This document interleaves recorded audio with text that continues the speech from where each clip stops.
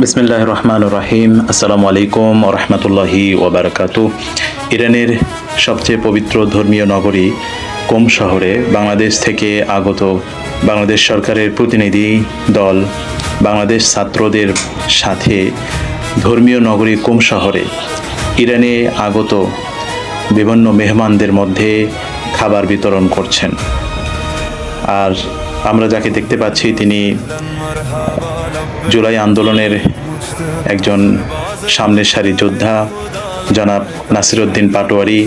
তিনিও বাংলাদেশি শিয়া ছাত্রদের সাথে সম্মিলিতভাবে খাবার বিতরণ করতে দেখা যায়।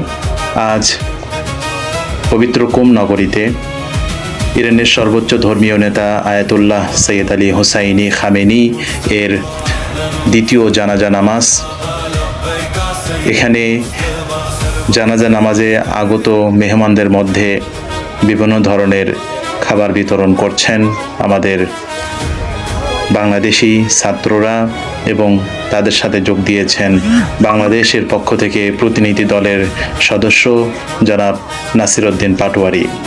কাজটি খুবই আমাদের দেশের জন্য সম্মানের এবং আন্তর্জাতিকভাবে এটা বাংলাদেশকে আরও অনেক সম্মানিত করেছে, সম্মানিত করবে, বাংলাদেশকে উচ্চ সম্মানের জায়গায় নিয়ে যাবে আমাদের ভাইদের এই কাজ।